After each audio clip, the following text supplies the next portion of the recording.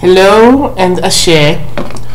Today I want to show you how to make an Eshu protection candle. But first of all, I would like to say that in my tradition, Eshu, Papa Legba, Elegua, they are either all considered to be the same, or they are considered to be basically different part of the same whole divinity, because Eshu received from Olodumare the ability to multiply himself forever and ever and ever. And since he is the gatekeeper, he has the power to open and close gates to success, failure, and pain, and all sorts of things. So this is how we make an Eshu candle in my tradition, and I have my own specific twist to it. Okay, but first of all, this is Eshu as he was made from an artist from Ile. Okay, and this is an Eshu fetish that I have recently received from Togo.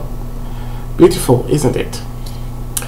As you see, he has those two colors, the red and the black. The black represents the spirit world, and the red represents the connection to the world of man, to the world of humans. Okay, now it is said in conjure and in hoodoo that white candle can kill you and black candle will protect you. The white candle can kill you because white can do anything. You don't know. If you see a white candle, you have to pick it up. You have to see if it has a special shape.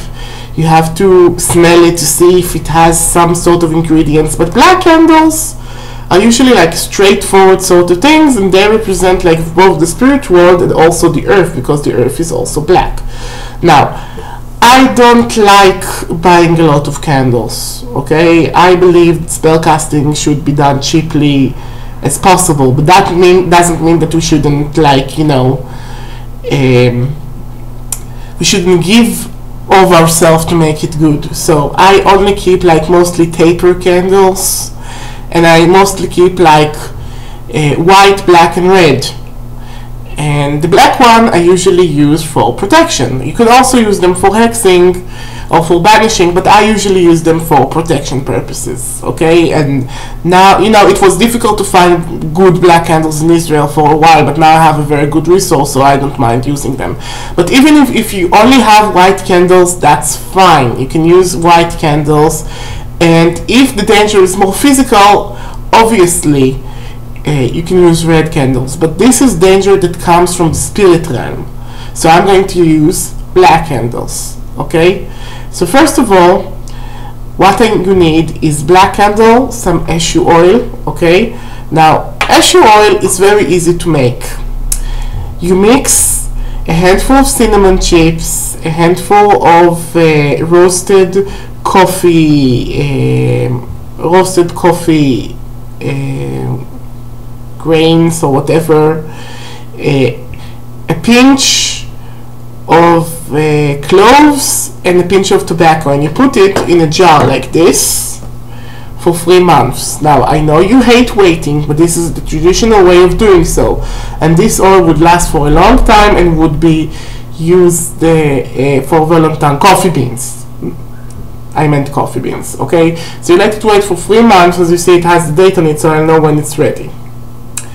Now, you take the candlestick that is going to hold the candle, and since Eshu is a trickster and he's a surprise-loving fellow, I take a bunch of tobacco and I put it inside the candle holder. So when he finishes burning the candle, okay, he will have like a toy surprise. And this is a little game I'm playing with him. It's like burn the entire candle completely. Listen to the prayer written on the candle while you burn it, and then it's like I keep your attention enough for the toy surprise in the end. And every time I did that, the candle like burned right through and burned the surprise in the end. This, as I'm aware, is my trick. It's not something that I learned, but it's really working well for me.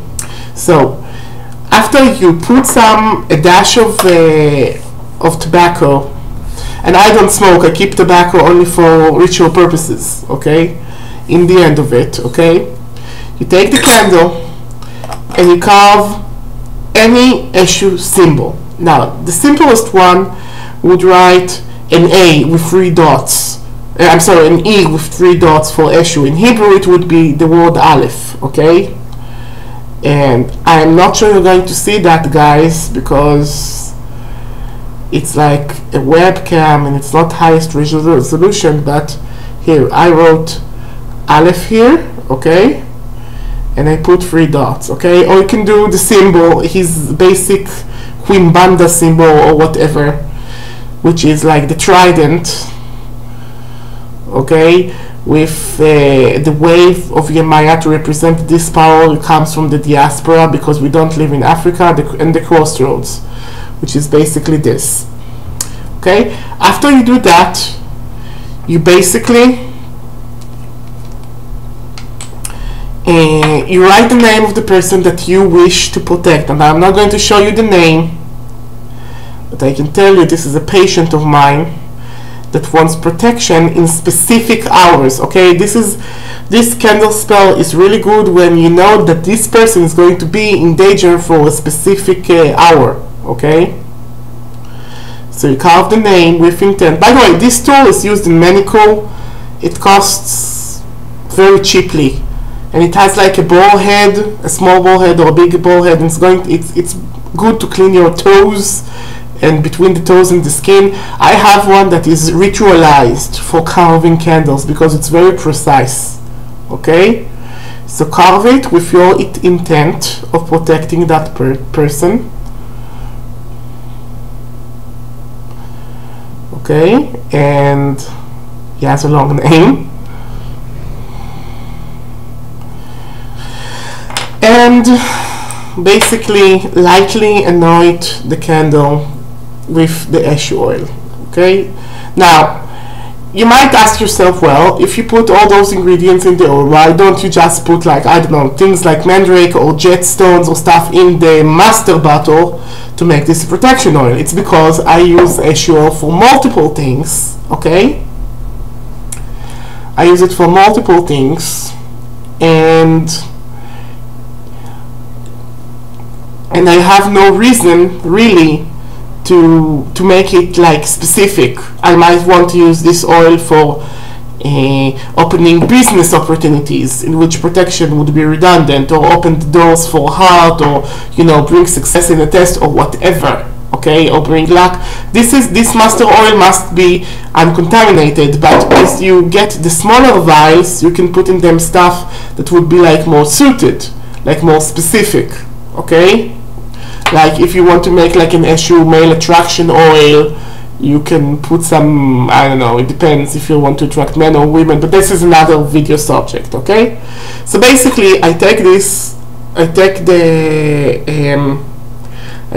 and I melt the candle to put it that it will hold in the candlestick.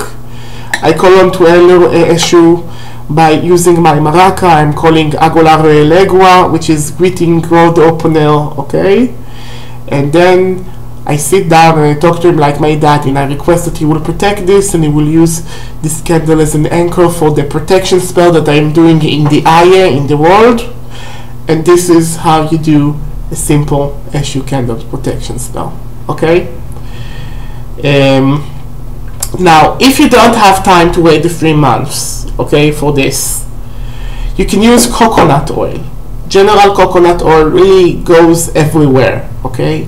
Or you can use red palm oil, as long as you don't mix with it things that are of Oya, because Oya doesn't like red palm oil, according again to my tradition. It's one of the taboo in my tradition.